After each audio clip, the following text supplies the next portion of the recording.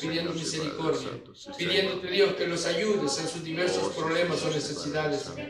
Esta tarde tú te glorifiques en cada vida. Ten misericordia de los que no te conocen, para que puedan conocerte, Señor. Ten misericordia de los que se han apartado de tus caminos, para que puedan volver, Señor. En Cristo Jesús te lo pedimos y te damos las gracias. Y tu pueblo dice, amén. Amén. Dicen amén, hermanos. Gloria al Señor. Abrimos la Escritura. Y vamos a leer esta tarde los versos 4 al 6. De la primera carta del apóstol San Juan, por supuesto. Estamos estudiando Primera de Juan. No les dije porque yo sé que ustedes ya saben. Es más, yo sé que la leyeron durante toda la semana. Aleluya. Gloria a Dios. Aleluya. Sí, la tenemos, iglesia. Capítulo 3, primera epístola del apóstol San Juan. Verso 4. La palabra del Señor con toda reverencia la leemos y dice de la manera siguiente: todo aquel que comete pecado infringe también la ley, pues el pecado es infracción de la ley. Y sabéis que Él apareció para quitar nuestros pecados, y no hay pecado en Él. Todo aquel que permanece en Él no peca. Todo aquel que peca no le ha visto ni le ha conocido. Tenga la bondad de tomar su lugar. Por favor, no se siente sobre la alabanza. Aleluya. Gloria al Señor. ¿Cuántos están contentos en esta tarde? ¿Seguro que está contento? Cambie ese rostro, por favor, entonces, porque veo unas caras de santo entierro. Sí, aleluya, santo. Como dije, estamos esta tarde en la continuación del estudio. Estamos llevando a esta preciosa carta del apóstol San Juan. Y como hemos visto en los estudios anteriores que ya hemos llevado a cabo, esta carta escrita por el apóstol San Juan nos ha presentado a Dios, dirían algunos de sus atributos. Si ustedes recuerdan, en el capítulo 1 Juan nos dijo que Dios es luz. Amén. Dios es luz y que no hay ninguna tinieblas en Él. Es decir, que Dios, el Dios que nosotros adoramos, el Dios de la Biblia, es un Dios diáfano, es un Dios transparente. Amén. Es un Dios veraz, es un Dios fiel. No hay tinieblas, no hay engaño en nuestro Dios. Dicen amén a eso. Y el hecho, hermanos, de que Dios es luz, establece un contraste natural con la oscuridad. Si la luz, hermanos, es una metáfora para la justicia y para la bondad de Dios, entonces la oscuridad es lo que simboliza el mal, es lo que simboliza el pecado. Pero Juan dice que Dios es luz y no hay ninguna tinieblas en Él. Y no se nos dice que Dios es una luz, sino que Dios es luz. Dios, hermanos, habita, como dice el apóstol Pablo en 1 Timoteo capítulo 6, verso 16, que Dios habita en luz inaccesible. ¿Sí? Entonces nosotros como hijos de Dios hemos experimentado esa luz de Dios. Vino a nuestra vida, nos alumbró y ahora nos guía en luz. Y hemos experimentado, hermanos, en el transcurso de nuestra vida, y seguimos experimentando esa luz divina. Pero también Juan nos dijo que Dios es amor. Y hablamos unas semanas atrás acerca del amor de Dios. Vimos algunas características del amor de Dios, de ese amor con el que Dios nos ha amado al grado de hacernos sus hijos, hacernos hijos de Dios. Por eso decíamos que el mejor título que una persona puede obtener en esta vida, hermanos, es ser llamado hijo de Dios. El mejor título que usted puede tener en esta vida es ser llamado hijo de Dios. Pero todo eso lo debemos al gran amor incondicional de Dios. Porque fue por amor que Dios entregó a su Hijo, dice Juan 3:16. Porque de tal manera amó Dios al mundo que dio a su Hijo unigénito, para que todo aquel que en él cree no se pierda, mas tenga vida eterna. Entonces nosotros experimentamos ese amor incondicional de Dios, amén. Amén. Va pues. Todos nosotros experimentamos el amor de Dios. Sí. Claro que sí. Dios es luz, Dios es amor, y como veremos más adelante, Dios también es vida. Juan nos presenta a Dios en esas tres áreas. Dios es luz, Dios es amor y Dios es vida. Y si tenemos vida, es porque Él vive. Amén. Sí. Pero lo mejor de todo eso, hermanos, es que Dios, en ese amor suyo, ha querido compartir con nosotros. Ha querido compartir con nosotros parte de esos atributos, porque Dios tiene muchos atributos y hay atributos de Dios que no los comparte con nadie. Amén. Su omnipotencia, su omnipresencia, su omnisciencia son atributos que Dios no comparte con nadie. Amén. ¿Sí? Pero el amor sí. El amor lo comparte con sus hijos. ¿Sí? El amor lo comparte, hermanos. Hay mucho que el Señor quiere compartir con nosotros, como dice segunda de Pedro también. El Señor dice que quiere hacernos partícipes de su naturaleza divina. ¿Amén? Y si Él es luz, bueno, también ha querido compartir con nosotros eso, porque Cristo dijo: vosotros sois la luz del mundo. Si Él es amor, también ha querido compartir con nosotros y nos ha dado de ese amor. Dice la Biblia que Él ha derramado su amor en nuestro corazón por el Espíritu Santo de Dios. El amor de Dios, dice Pablo, ha sido derramado en nuestros corazones por el Espíritu Santo. Ahora, también, hermanos, debemos nosotros de recordar que Primera de Juan, decíamos que es la carta de las evidencias. Primera de Juan es la carta de las marcas o las señales del cristiano, del verdadero cristiano. Amén. Es decir, que si nosotros decimos que somos, ¿cuántos dicen que somos? ¿Qué cosa? Si nosotros decimos que somos cristianos, si nosotros decimos que somos, entonces nosotros confesamos nuestros pecados.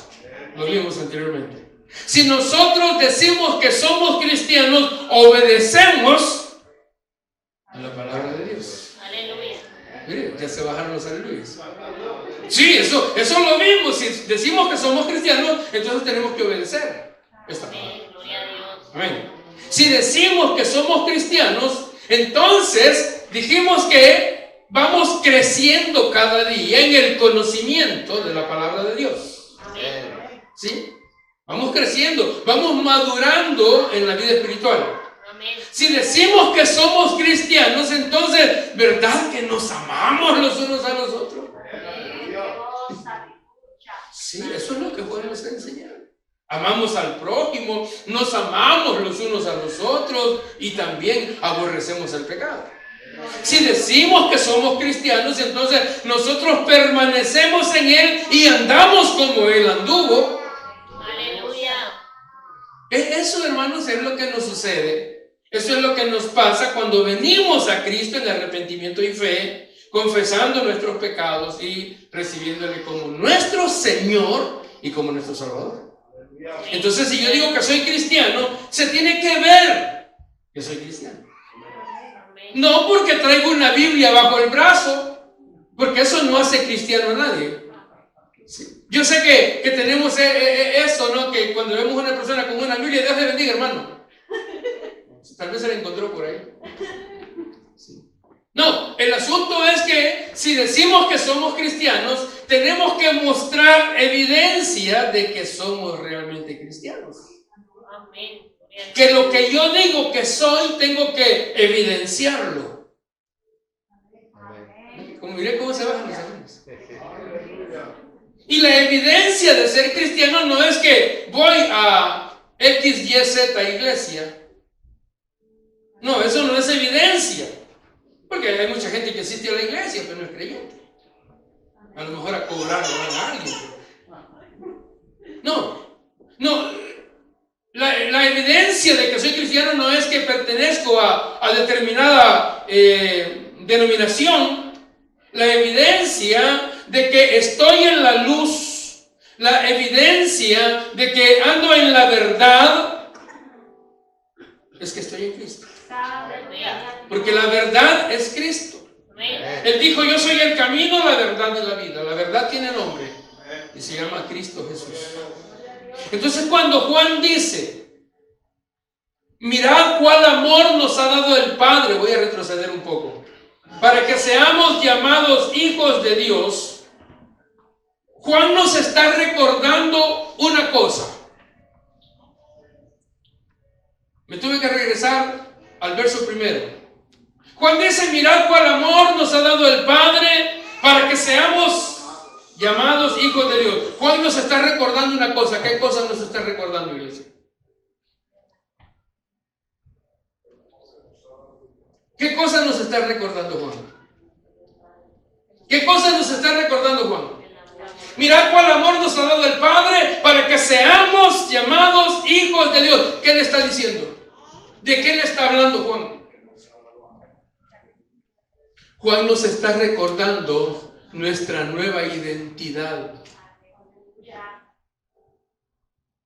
Para que seamos llamados hijos de Dios. Nos está diciendo Juan que ahora tenemos una identidad diferente a la que antes teníamos porque éramos hijos del diablo. Perdone, pero no lo digo yo, lo dice la Escritura. Entonces Juan ahora nos está hablando de esa nueva identidad que tenemos en Cristo, que somos hijos de Dios. Y esa nueva identidad se hace evidente no solamente porque la persona dejó de hacer lo que antes hacía. Esa nueva identidad se pone de manifiesto no solamente porque la persona ya no se emborracha, ya no se droga, ya cambió su vocabulario, hoy por lo menos solo la tiene en la mente, no la dice. Se evidencia no solamente por su manera de vestir, de actuar, no, se evidencia porque ahora esta persona, hombre o mujer, ya no practica el pecado. Y no estoy diciendo que no pecamos, no estoy diciendo tal cosa, porque en nosotros todavía está esa naturaleza pecaminosa. Esa naturaleza que nos empuja al pecado. Todavía está en nosotros. Pablo decía, miserable de mí, ¿quién me librará de este cuerpo de muerte? Lo que no quiero hacer, eso es lo que hago, decía Pablo. Hay gente que toma eso como excusa, ¿verdad? Ay, que lo que yo no quiero hacer es lo que hago. No.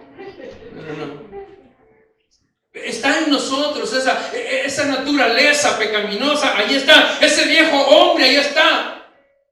Y ahora lo que tenemos que hacer nosotros es que no dejar que ese viejo hombre se levante. Por eso es que tenemos que darle más alimento al espiritual para que el carnal vaya menguando. Porque esa naturaleza pecaminosa ahí está, pero ya no es un hábito. Ya no nos gozamos en el pecado. ¿Ha visto los impíos cuando pecan? Se ponen felices y le van a contar al amigo la gran hazaña que acaban de hacer, ¿verdad? Se gozan en el pecado, nosotros no. Nosotros nos contristamos cuando fallamos a Dios. Cuando nosotros nos damos cuenta que hemos ofendido al Señor, hemos pecado, caemos de rodillas y le pedimos perdón a Dios por haberle ofendido, por haberle fallado. ¿Así es? Amén. Okay. Entonces estamos bien. Y en eso es que nos contrastamos. En eso es que nos diferenciamos los hijos de Dios con los hijos de Satanás. Tenemos un ADN distinto ahora. Tenemos características distintas ahora. Y de eso nos habla Juan en estos versos que hemos leído. Dice Juan que todo aquel que comete pecado infringe también la ley. Pues el pecado es eso, es infracción a la ley. Esto quiere decir que el pecado es fundamental y básicamente aquello que va en contra o que es contrario a la voluntad de Dios. Eso es pecado. Cualquier cosa que sea contraria a la voluntad de Dios, eso es pecado. ¿Están de acuerdo conmigo? Sí. Es decir que un pecador es aquel que está en insubordinación contra la voluntad de Dios. Yo personalmente no estoy de acuerdo con esa mentira que anda por ahí, una mentira barata, de que Dios aborrece el pecado pero ama al pecador. Imagínese usted. Como que es una curita que le ponen al alma, ¿verdad? Para que no se sienta mal. No, no se preocupe, si mire, Dios aborrece el pecado pero ama al pecador. ¿No dice mi Biblia que Dios está airado con el impío todos los días? ¿A quién va a mandar Dios al infierno? ¿Al pecado o al pecador? Vaya, mire qué cosas. Pero nosotros, por supuesto, vivimos en una época donde la mayoría de las personas carece de integridad en el mundo. Lo vemos a diario en las noticias y casi ya ni nos sorprende eso, la ambición, el abuso de las personas que tienen poder. Es lo diario, es lo del día. Cuando nuestra ética y nuestras acciones descansan completamente en nuestro propio juicio, en nuestros propios sentimientos, en nuestras propias ambiciones y deseos, donde la palabra que escuchamos a diario y por todos lados es la intolerancia, entonces necesitamos conocer cómo Dios define el pecado y hacia dónde nos conduce el pecado. Su palabra dice que toda injusticia es pecado. Y su palabra dice que todo aquel que sabe hacer lo bueno y no lo hace, le es pecado. Así dice la Biblia. Ahí no hay para dónde. ¿Cuántos saben que hay que hacer lo bueno? Amén. ¿Lo hacen? Si no, hoy pasan al frente, se reconcilien con el Señor. Pues sí, porque la Biblia dice que todo aquel que sabe hacer lo bueno y no lo hace, está pecando contra Dios. La Biblia dice que todo lo que no proviene de fe es pecado. Proverbios capítulo 24, verso 9, dice que el pensamiento del necio es pecado. Y el pecado ya dijimos que es infracción a la ley. Pecado es quebrantar o ignorar la ley de Dios. Pecado es vivir separado de las leyes divinas, de las leyes de Dios. Hermano, no se puede estar viviendo como uno quiere, no ya siendo cristiano. Bien. 3 estuvieron de acuerdo conmigo. ¿Está bien? Amén. No se puede estar viviendo, hermanos, como uno quiere. Ahora siendo creyente ya no puedo vivir como a mí me da la gana y pretender que veré a Dios. No es así, porque la Biblia dice que sin santidad nadie verá al Señor. Así dice la Escritura. Ese es el disparate más grande del hombre. La locura más grande del hombre. Creer que puede hacer lo que le da la gana y que al final Dios le va a decir, sí, hombre, pasa adelante. No. Si estás viviendo en la carne, si vives solo para satisfacer tus deseos, entonces has dejado de ver el blanco. Pecar, la definición de pecar es errar en el blanco. Esa es la definición de pecar. ¿Qué significa pecar? Significa errar en el blanco. Si usted lo busca en un diccionario bíblico, sí lo va a encontrar. Pero pecar no solamente es errar en el blanco, sino que, como dice aquí el verso 4, es infringir la ley. Infringir la ley, hermanos, es afrontar a Dios. Infringir la ley es desafiar a Dios. Mire, infringir la ley es como venir y pararse frente a Dios y decirle, ¿qué pues, Dios? Santo. Yo hago lo que a mí me da la gana. Es mi vida, así es. Es mi vida y con mi vida nadie se mete. Y tú dices, Dios, que no, pues yo digo que sí. Eso es infringir la ley. Dios dice no, pero yo digo que sí. ¿Y qué? Así se pone el hombre. ¿Y qué pues? Es una rebeldía directa. Es que Dios ha dejado sus directrices en la palabra. Amén. Aquí están los mandamientos de Dios. Aquí está como Dios quiere que el hombre viva, como quiere Dios que el hombre se conduzca en esta vida, pero el hombre dice, no, yo no hago caso a eso. Pues es lo mismo, es como pararse frente a él y decir, ¿y qué? No. Tú dices que hay que dejar de congregarse, pues yo digo que no, yo voy cuando me da la gana.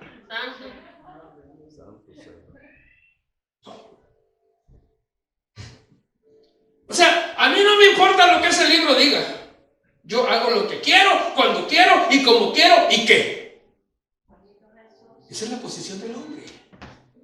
Yo sé que suena, ay, ese pastor que mal me cae por eso. Sorry. Pero es lo que la Biblia enseña. Infringir la ley es eso. ¿Cómo que usted vaya y usted va a 90 en el freeway y lo para el policía y le dice, usted va arriba de mí, ¿y qué? Pues de mi carro, ¿y qué?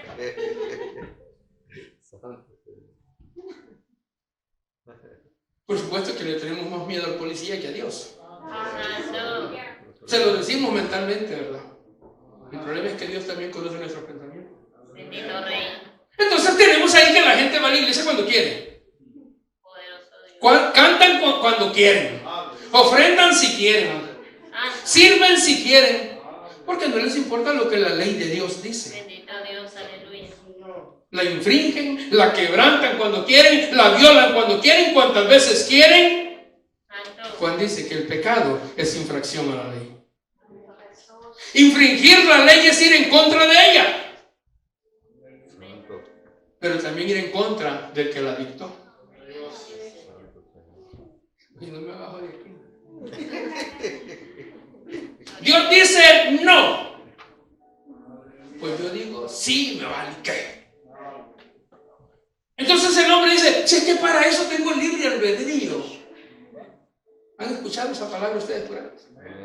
Pero si nosotros vamos a la Biblia, nos vamos a dar cuenta que el hombre no tiene ese libre albedrío que dice tener. El hombre lo tuvo en el Edén. Cuando Dios puso al hombre en el jardín del Edén, Dios le dio esa libertad de escoger. Adán, de todo fruto, de todo árbol del huerto podrás comer, pero del árbol de la ciencia del bien y del mal no comerás, porque el día que de él comieres ciertamente morirás. O sea, ahí tenía el hombre la libertad de escoger, como o no como, si como me voy a morir. Pero el hombre perdió esa libertad que Dios le había dado. El hombre perdió ese libre albedrío que tenía en el Edén. Mi Biblia dice que el hombre sin Cristo, y también la mujer, el hombre sin Cristo, el ser humano sin Cristo, está muerto en sus delitos y pecados. ¿Usted cree que un muerto tiene libertad? Está muerto. No tiene libre albedrío, está muerto. Están los gusanos comiendo, si Dios no puede hacer nada, aunque le pique, le duele. Está muerto. Así está el hombre, dice la Biblia. Dice la Biblia que Él nos dio vida cuando estábamos muertos en nuestros delitos y pecados. Entonces los muertos no tienen libre albedrío. Mi Biblia dice que el hombre sin Cristo es esclavo del pecado. Y por supuesto, al ser esclavo del pecado, es esclavo del diablo. Y los esclavos no tienen libertad. No. Un esclavo, en la época de la esclavitud, el esclavo no... mire, los amos, ellos podían matar a un esclavo. Los hijos, cuando nacían los hijos en casa donde ellos estaban, los amos les quitaban a sus hijos y ellos no podían decir nada porque eran esclavos. Un esclavo no tiene derechos, un esclavo no tiene libertad para nada. No, los esclavos no tienen libertad para nada, por eso es que son esclavos precisamente. Entonces, ¿dónde está el libre albedrío que la gente dice tener? ¿Dónde? Que el hombre sin Cristo lo único que hace es obedecer a su amo, a su padre el diablo. San Juan 8:41 dice en la Biblia, vosotros, lo dijo el Señor Jesús, vosotros hacéis las obras de vuestro padre el diablo. San Juan 8:44 lo dijo el Señor Jesús, vosotros sois de vuestro padre el diablo y los deseos de vuestro padre queréis hacer. Entonces viene Cristo y Él paga por nuestro rescate, por nuestra redención, por nuestra libertad, digámoslo así, pero nos cuando el Señor nos saca de la cárcel donde el diablo nos tiene, cuando el Señor rompe la cadena que el diablo nos ha puesto, cuando el Señor nos liberta de las garras del diablo, pasamos a ser siervos de Jesucristo. Amén. Amén. En pocas palabras, la palabra siervo es doulos en el griego, que significa esclavo. Dejamos de ser esclavos del diablo y ahora venimos a ser esclavos de Jesucristo, siervos de Aleluya. Jesucristo. Gloria a Dios. Entonces, ¿dónde está el libre albedrío? Gloria a Dios. Aquí es bien sencilla la cosa. O eres esclavo del Dios o eres esclavo del diablo. Así de fácil. Pero no hay esa libertad. Si bien es cierto, el Señor sí nos dio libertad cuando nos rescató. ¿Sí? El Señor cuando nos libertó del pecado y del diablo, nos ha dado una libertad, pero esa libertad no es para que yo haga lo que me dé la gana, sino que es una libertad para hacer lo que Cristo me manda hacer. Aleluya. Para hacer lo bueno. Para aquellos que quizás no saben qué es la libertad, diríamos que libertad cristiana es ser libre del pecado. Libertad cristiana es ser libre de la condenación, es ser libre de la muerte. Y eso es lo que Cristo ha hecho, hermanos, en aquellos que hemos creído en su maravilloso nombre. Amén. Porque mi Biblia dice que no hay otro nombre debajo del cielo dado a los hombres por medio del cual podamos ser salvos. Gloria a Dios.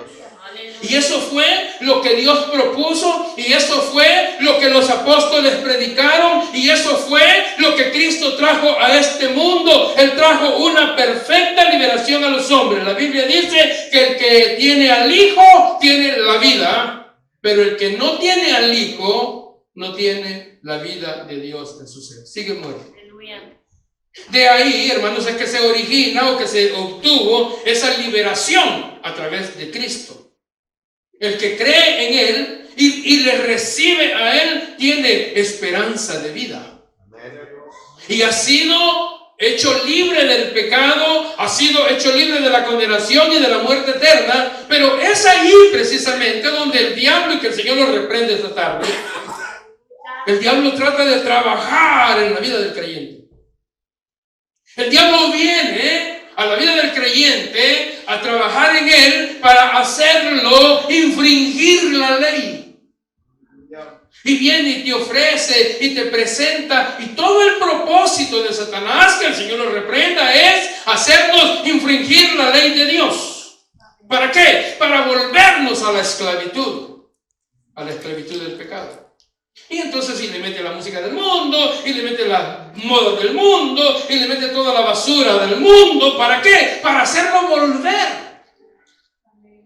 Es decir, que a pesar de que hemos obtenido la victoria y la liberación, Amén. Aleluya. Gloria a Dios. es decir, me acuerdo, mija, voy a hacer los cartelitos en esto. Santo. Es decir, de que a pesar de que hemos obtenido, dije, victoria y ¿qué?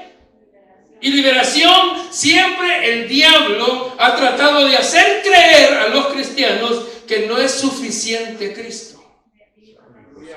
Necesitas algo más. Eso es lo que la mentira da.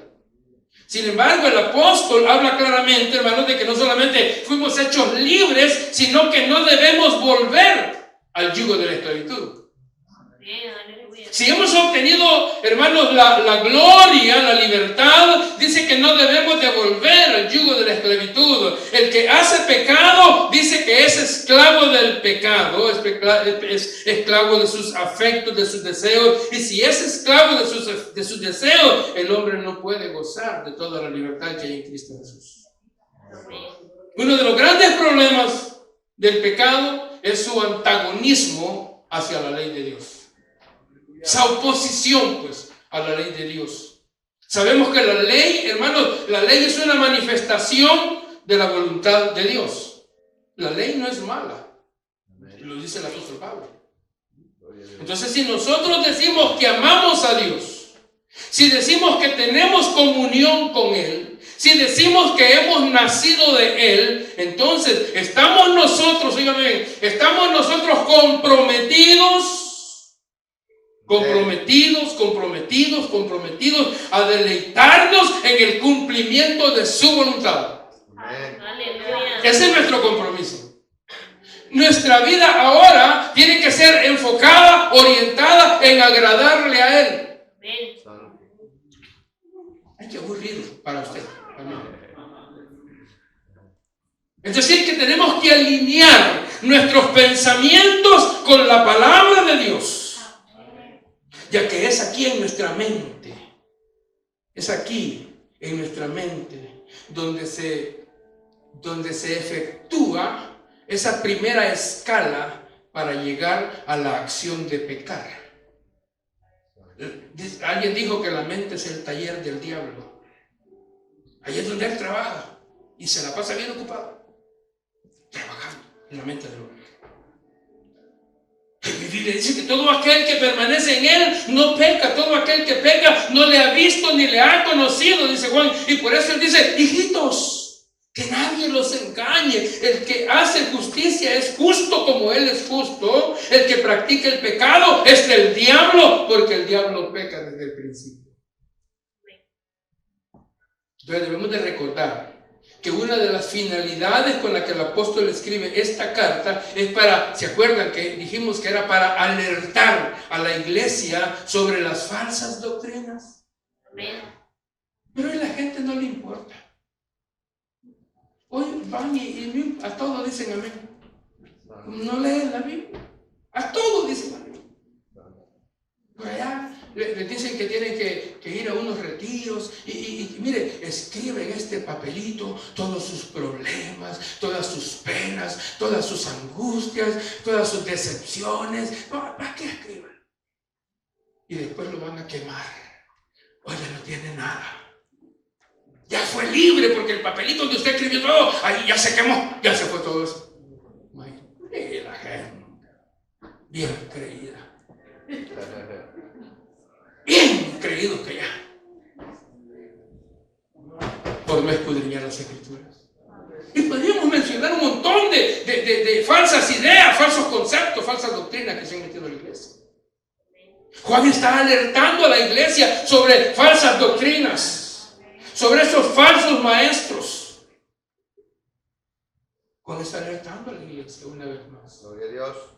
Aleluya. Juan explicó en estos versículos una de las características del comportamiento de los falsos maestros. Ellos practican el pecado deliberadamente y no sienten arrepentimiento alguno, lo que claramente demuestra que no han sido justificados por Cristo y que por lo tanto siguen siendo hijos del diablo, ya que de acuerdo a las escrituras, una persona regenerada, es decir, una persona que ha nacido de nuevo, no puede pecar sin sentirse, no estoy diciendo que no va a pecar, digo que no puede pecar sin sentirse incómodo, porque el Espíritu Santo de Dios que mora en esa persona le va a hacer sentir esa incomodidad.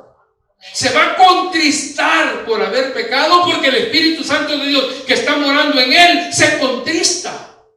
Aleluya.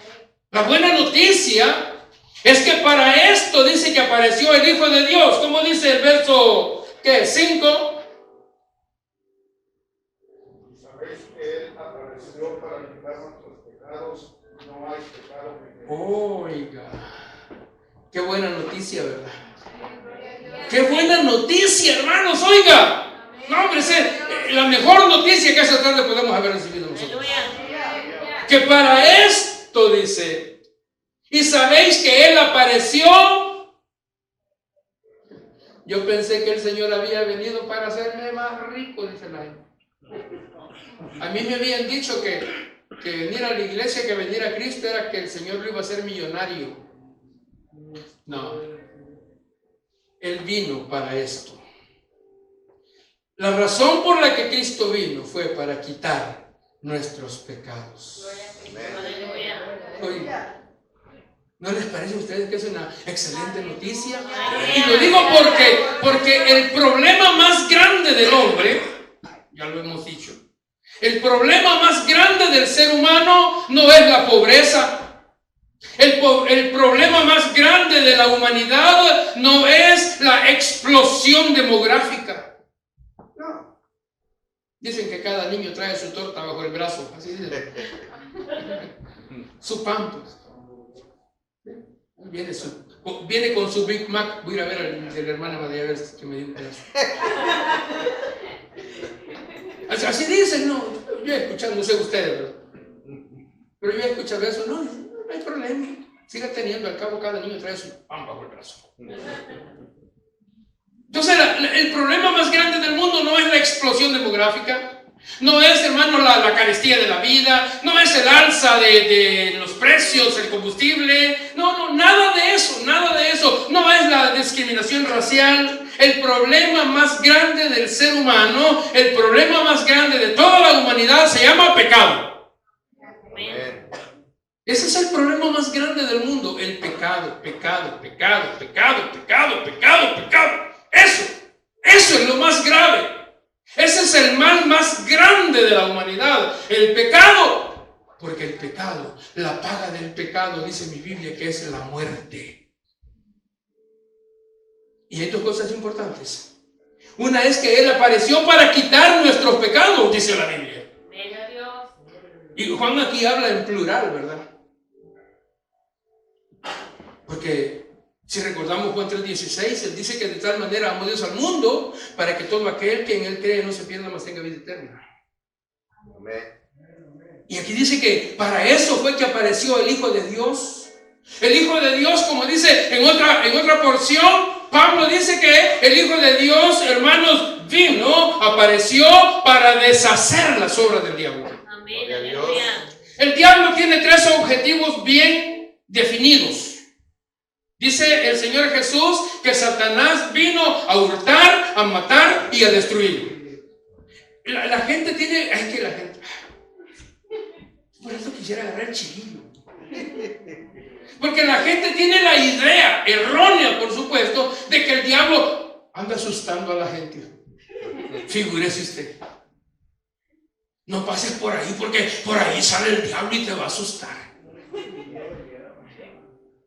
La idea de la gente es que el diablo es un ser feo, cachetón, con cuernos, una pata de vaca y la otra de gallina, una gran cola, es rojo, tiene cuernos, tiene ojos que le hacen así. Esa es la idea de la gente, ¿verdad? Santo. Y anda con un gran tenedor cuidándole las costillas a la gente. ¡Qué idea más absurda! Porque la Biblia dice todo lo contrario. Amén. Satanás, cuando fue creado como Luzbel, el portador de la luz, el portador de la antorcha, fue creado como el ser más bello de toda la creación celestial. Amén. De toda la creación de Dios, allá en el cielo, Satanás fue el más bello. Sus vestidos eran lo mejor. Adornado, dice la Biblia, con toda clase de piedras preciosas. El día de su creación hubo hasta música. Oiga, fue lo mejor de la creación celestial. Y cuando Luzbel, su corazón se llenó de esa envidia y quiso ser como Dios, y quiso sentarse en el lugar de Dios, a Satanás le hicieron así, del cielo, lo tiraron hacia abajo. Mi Biblia nos dice que le quitaron la ropa, que le quitaron su belleza. No. Si el diablo fuera así como la gente lo pinta, no tuviera seguidores. Pero viera cuántos followers tiene. Métase al Facebook, métase al Instagram, métase al... no sé, ¿qué más? Ahí están todos los seguidores. No. Tiene muchos... Bueno, hoy hasta iglesias tiene aquí. Ya autorizadas. Las iglesias satánicas. Pero la gente cree todavía que el diablo es así. Y creen que el diablo ha venido nomás a asustar a la gente. Es inofensivo. No, hay gente tan sencilla, no quiero decir otra palabra, pero tan sencilla que dicen, no, o sea, mira, yo no le tengo miedo ni al diablo. Pobrecitos, no saben lo que están diciendo. Ese es un ser poderoso. Como ángel, tiene poder. Un ángel en una noche, dice la Biblia, que mató a 185,000 soldados. Usted ha leído. ¿En el libro de qué? De Isaías, ¿no? Si el diablo a nosotros no nos ha destruido, es porque la mano poderosa de nuestro Dios lo detiene. No, momentito, a eso no me lo tocan. Bendito Rey. Y cuando nos toca, es porque Dios le dice, mira, está de flojo ese hermanito, no quiere, dale empujado. Pero él no ha venido a andar asustando a nadie, él ha venido a matar. Dice la Biblia que él vino a hurtar. Te ha robado tus sueños, te ha robado tus ilusiones, tus metas, tus propósitos. Te los ha robado. Vino a matar, nos ha matado. Muchas cosas. Está matando a nuestros jóvenes con las drogas. Está matando a nuestras jovencitas con esos embarazos a los 14 y 15 años. Vino a destruir, está destruyendo familias, está destruyendo hogares, está destruyendo hijos, está destruyendo naciones, está destruyendo todo, porque ese es su propósito. Pero para eso, mi Biblia dice que fue para eso que apareció el Hijo de Dios, para deshacer las obras del diablo. Ustedes no se alegran con nada. Vaciando.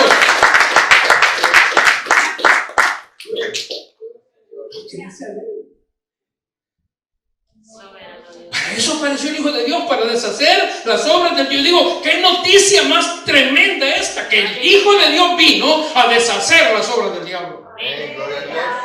A nosotros el diablo nos tenía con un gran yugo aquí a nosotros. ¿No se acuerdan? Pero así nos tenía. Andábamos como mucha gente que todavía anda allá afuera, así. ¿Han visto a la gente del mundo como anda? Salga a la calle y va a ver a la gente cabizbaja. Y nadie me quiere. Yo soy la oveja negra. No pueden levantar la cabeza, no pueden levantar la mirada porque tienen un yugo aquí. Pesado. Porque el yugo del diablo es pesado. Sin embargo, Cristo que dijo, poned mi yugo sobre vos. El Señor también nos pone un yugo. Oiga, eso dijo el Señor Jesús. Poned mi yugo sobre vosotros, porque ligera es mi carga. Entonces uno con el yugo del Señor le hace así, ¿sabes?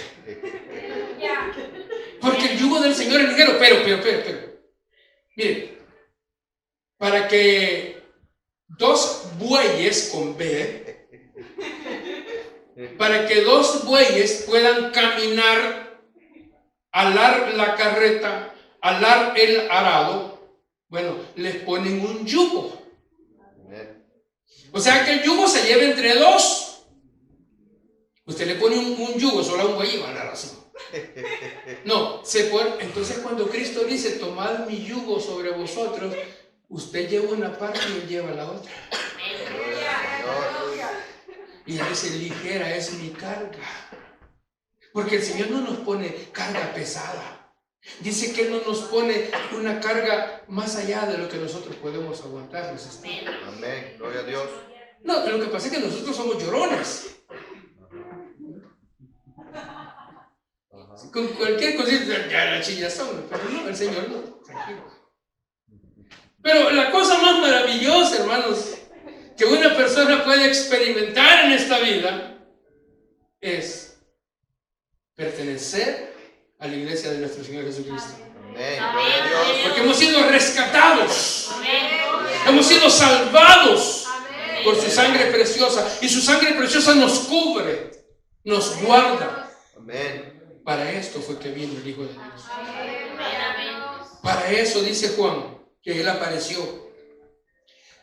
Fíjense que Juan le está hablando a la iglesia y le dice que para esto apareció. Y sabéis que Él apareció para quitar nuestros pecados. Amén. Nuestros pecados. Y por supuesto Él dice que en Él no hay pecado, porque en Cristo no hay pecado. Amén. Entonces, ese es, hermanos, el máximo manifiesto del cristianismo. Esa es la proclama del evangelio, la libertad que tenemos en Cristo Jesús. Amén.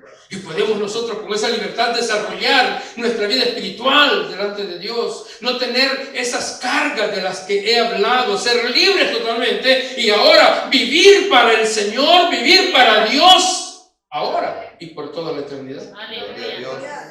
Pero la insistencia del apóstol es esa, hermanos. Es esa.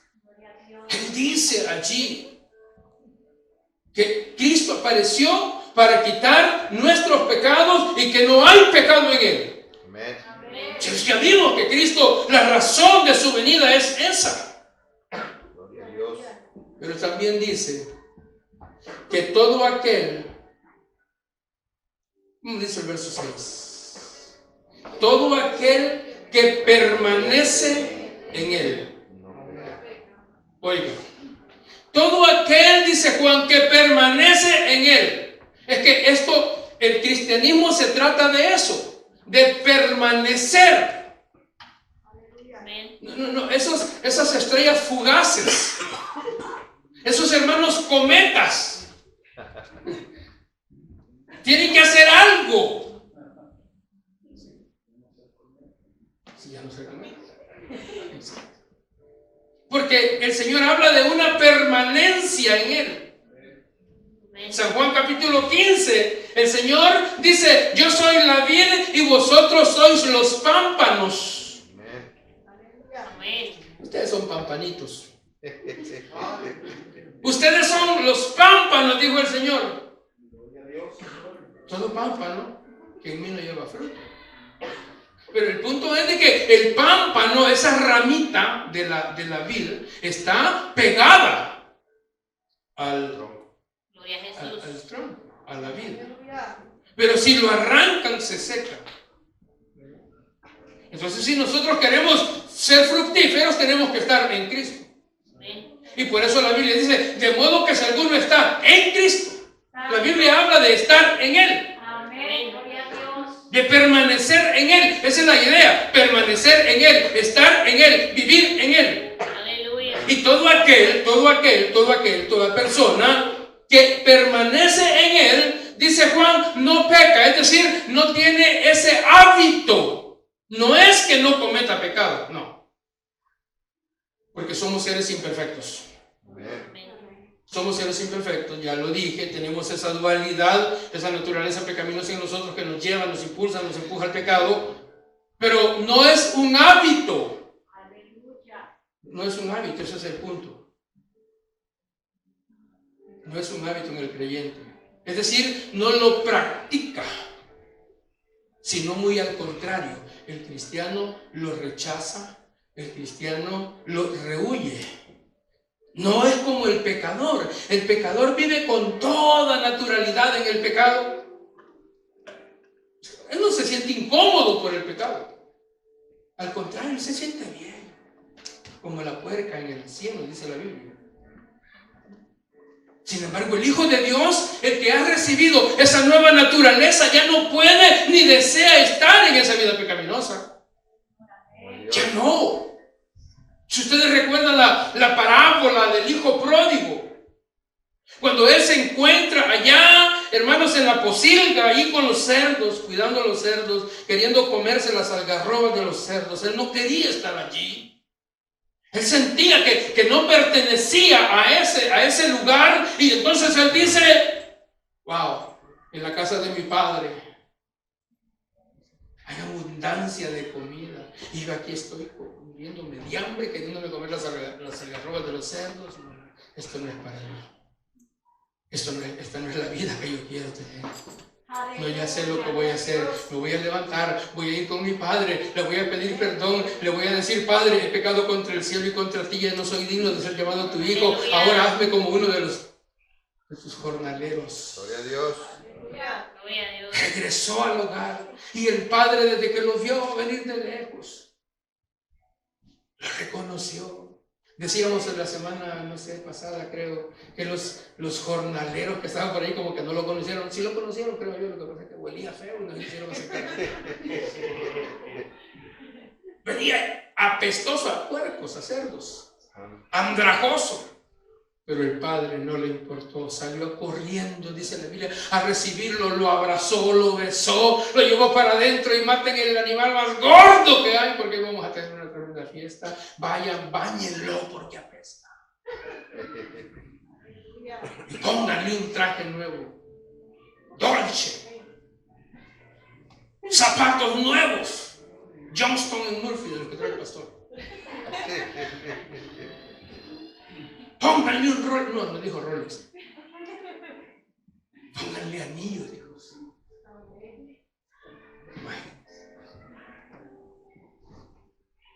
Bueno, con eso termino. Y es que los hijos de Dios, hermanos, en algún determinado momento de nuestra vida, quizás podemos entrar en una posilga, pero no deseamos permanecer ahí. No deseamos permanecer ahí. ¿Por qué? Porque en la posilga nos vamos a sentir miserables, nos vamos a sentir sucios, nos vamos a sentir despreciables. Porque ya conocimos la luz de Dios. Amén. Porque ya conocimos la bondad de nuestro Padre. Amén, amén. Por eso. Entonces la buena noticia es esa. Que Él vino para quitar nuestros pecados. Pero también dice Juan que todo aquel que permanece en Él no peca. Todo aquel que peca no le ha visto ni le ha conocido. Y ahí estriba la diferencia entre un creyente, un hijo de Dios y un no creyente. Ahí estriba la diferencia de ambos. Que nosotros hemos conocido al Señor. Él se ha revelado a nuestra vida. Por medio de su palabra le hemos conocido. Hemos tenido ese encuentro con el Hijo de Dios. Y ahora que somos parte de la familia de Dios, permanecemos en Él. Y por ello nos apartamos. O debemos apartarnos del pecado. Debemos apartarnos de todo aquello, de todos los ofrecimientos del diablo que nos inducen a pecar, porque ya no es nuestra naturaleza, porque ahora nuestra naturaleza es diferente, nuestro ADN es diferente, ahora somos hijos de Dios. Está bien para el que no le ha visto, está bien para el que no le ha conocido. A ellos tenemos que llevarles el mensaje para que conozcan al Señor. Amén. Para que vengan a la luz, para que salgan de las tinieblas y vengan a su luz admirable. Gloria a Dios. Señor. Porque todo aquel que permanece en Él, dice, no peca. Y todo aquel que peca es porque no le ha visto ni le ha conocido. Amén. Vamos a continuar la próxima semana a partir de ese mismo versículo. Póngase de pie en esta tarde y dele gracias.